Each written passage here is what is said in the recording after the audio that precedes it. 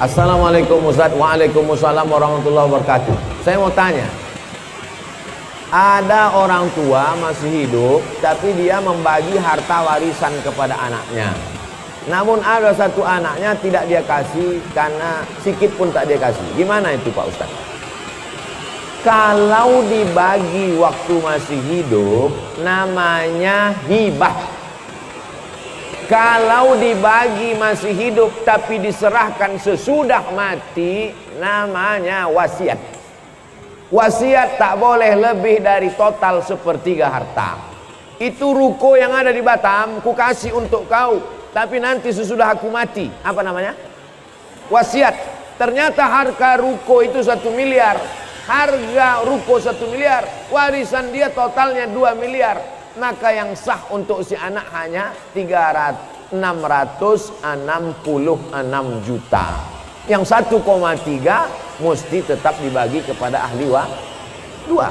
Kalau serahkan masih hidup, ambillah bulat-bulat, namanya hibah, tak ada batasannya. Kalau diserahkan setelah mati namanya wasiat. Dibagikan ketika hidup baru diserahkan setelah mati namanya wasiat. Adapun pembagian harta warisan sesudah mimda tema taya bawati. Jadi ini kenapa pula masih hidup sudah bagi harta warisan? Inilah gara-gara tak mengaji. Makanya kalau ada acara pengajian, jangan lagi pengajian arisan, judulnya sabar, tawakal. Pengajian arisan kita pada bulan Januari 2021 ini adalah tentang warisan. Apa itu warisan? Bagaimana pembagian warisan? Bolehkah warisan dibagi ketika hidup? Apa nama hibah? Apa itu wasiat? Supaya jangan salah kaprah. Ini banyak orang tua kalau udah cerita warisan, Bu, gimana masalah warisan? Jangan tanya-tanya warisan, aku belum mati lagi. Padahal setelah mati menyimpan warisan sama dengan bom atom, bom waktu yang akan meledak. Ini saya menduga bahwa si bapak ibu ini marah kepada anaknya yang satu ini, maka biar supaya jangan dapat dibaginya. Ini untuk kau, untuk kau. Adapun kau matilah kau tak dapat. Tak bisa. Maka kita kalau salah jangan salah 2 kali. Dulu salah kita karena tak mendidik dia. Dulu salah kita tak mengajar dia. Sekarang dia menjadi pemabuk, pecandu narkoba. Yang salah kita atau dia? Kita yang salah. Maka pembagian harta warisan hak dia ada pada harta kita. Karena dia adalah anak kita. Dia tak pernah minta jadi anak kita. Kita pun tak pernah minta dia jadi anak kita. Allah yang mengirimkan dia ke rahim ibu. Didik dia dengan baik. Kalau sudah dididik dengan baik tak juga baik. Takdir seperti Nabi Nuh punya anak Kan'an, tapi dia tetap punya jatah harta setelah kita meninggal. Bagilah menurut ilmu faraid pembagian harta warisan. Walakum nisfu ma taraka azwajukum illam yakul lahunna walad. Kamu suami dapat setengah harta istrimu kalau tak ada anak. Fa in kana lakum waladun falahunnar rubu'u. Kalau kamu punya anak maka istri dapat 1/4, istri dapat 1/8. Fa in kana lahunna waladun falakumur rubu'u. Kalau ada anak suami dapat 1/4. Kalau tak ada anak suami dapat setengah. Istri dapat 1/4 kalau tak ada anak. Kalau ada anak, istri dapat 1/8. Anak laki-laki, lidzakari mislu hadzil unsayain. Anak laki-laki dapat 2 kali bagian anak perempuan. Jadi kalau anak perempuan 25 juta, anak laki-laki 50 juta. Karena laki-laki lebih besar tanggung jawabnya. Laki-laki membiayai nikah, laki-laki mengasih nafkah, laki-laki menjadi kepala rumah tangga, laki-laki mengasih mahar. Itulah maka laki-laki diberikan kelebihan, bukan karena Islam diskriminatif. Maka jelaskan nih kepada anak cucu kita, kalau tidak nanti kita akan salah, anak cucu kita akan salah, dan dia menjadi mengalir amal salah, bukan amal ya. Apakah kalau lagi haid boleh baca Quran melalui aplikasi di handphone? Orang yang sedang menstruasi, maaf, beribu maaf, tak boleh megang Quran, tak boleh bawa Quran, tak boleh baca Quran, tak boleh masuk masjid, tak boleh sholat, tak boleh tawaf, tak boleh puasa. 7 menurut fikih Islam wa adillatuh Syekh Wahbah Zuhaili. Tak boleh megang Quran, tak boleh bawa Quran, tak boleh baca Quran, tak boleh masuk masjid, tak boleh sholat, tak boleh tawaf, tak boleh puasa. Itu mazhab yang saya pakai. Lalu Pak Ustadz, kalau baca Quran melalui aplikasi, membaca Quran bagi perempuan yang haid boleh dengan dua catatan pengecualian. Pertama, dia hafal Quran. Orang hafal Quran paling tidak mengulangi hafalannya 1 hari 2 juz. Kalau tak diulangi 2 juz hilang. Maka ibu yang punya anak hafal Quran, berarti 1 hari 2 juz mengalir pahala untuk ibu, baik hidup maupun mati. Lalu kemudian 1 bulan 2 kali khatam, setahun 24 kali khatam. Beruntungnya punya anak hafal Quran. Mudah-mudahan anak kita hafal Quran. Hafal Quran anak gadis kita, dia mengulang 1 hari 2 juz, dia boleh mengulang an zahri qalbin, dalam hati.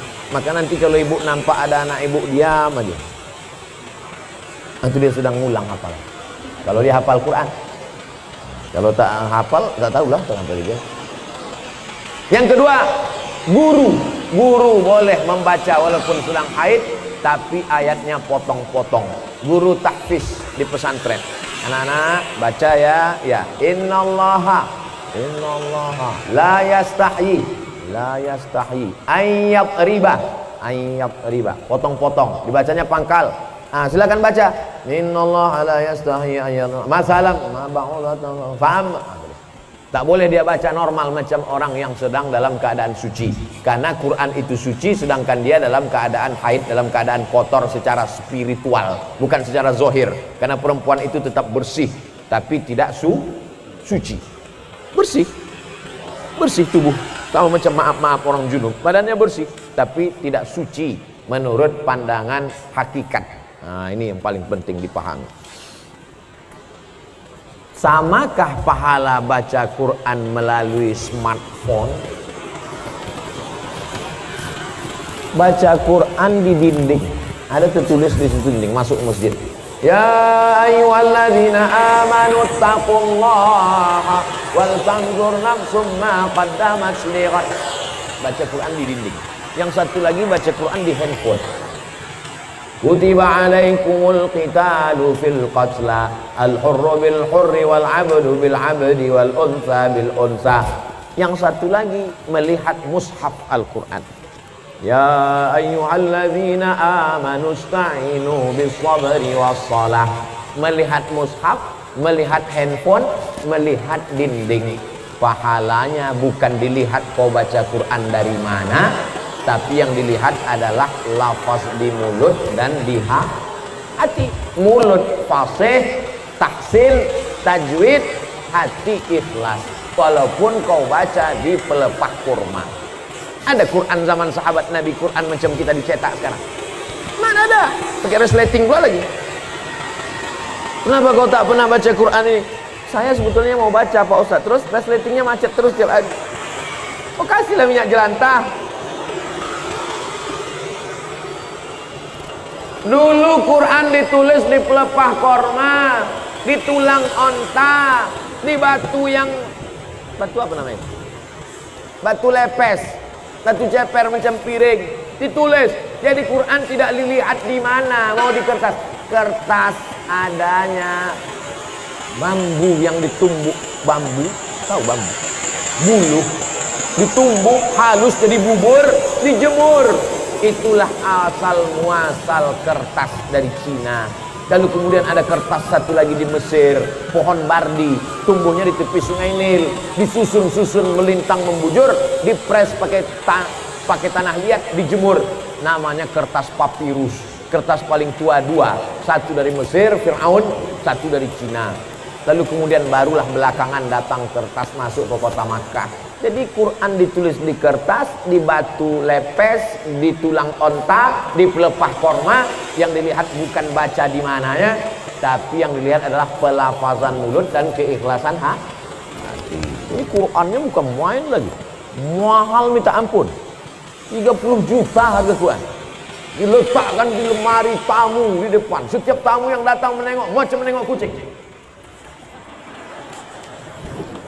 Bukan Quran itu yang mahal. Quran mahal adalah Quran yang dibaca.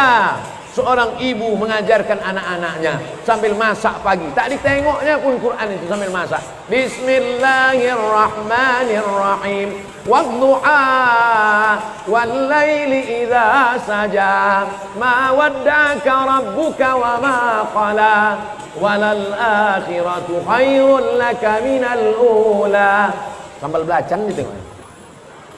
Tapi Quran yang ibu ajarkan ke anak ibu itu, itulah yang dibawanya sholat. Usahakan ibu yang membacakan Al-Fatihah ke anak ibu. Supaya apa? 17 kali sehari pahalanya mengalir ke ibu. Ibu yang membacakan Fatihah ke dia. Yang belum membacakan, balik dari sini nanti, bacakan. Yang balik sekarang, nanti habis acara ini. Nak, baca Fatihah nak. Bismillahirrahmanirrahim. Itu hanya kurang halus sedikit. Bismillahirrahmanirrahim. Alhamdulillahi rabbil alamin. Rohnya kurang tebal sedikit. Luruskan bacaannya. Kapan kelingking ibu masuk ke celah kakinya saat mengajarkan dia berwudu masuk air ke celah kaki? Kapan ujung jari ibu masuk ke celah telinganya saat mengajarkan berwudu? Kapan mulut ibu mengajarkan? Kapan tapak tangan ibu memegang pundaknya rata pundak Mina? Jangan kepala kau macam menengok kuda jantan menengok kuda betina. Jangan kepala kau ni menunduk macam menengok rumput rata nak. Kelak kita semua inilah yang akan dia kenang. Al-madrasatul ula. Ibu adalah sekolahnya yang pertama. Alhamdulillah ibu amalkan. Pahalanya mengalir ke ibu, mengalir pula ke saya. Tapi pahala ibu tak berkurang. Ibu tetap dapat 100, saya 120.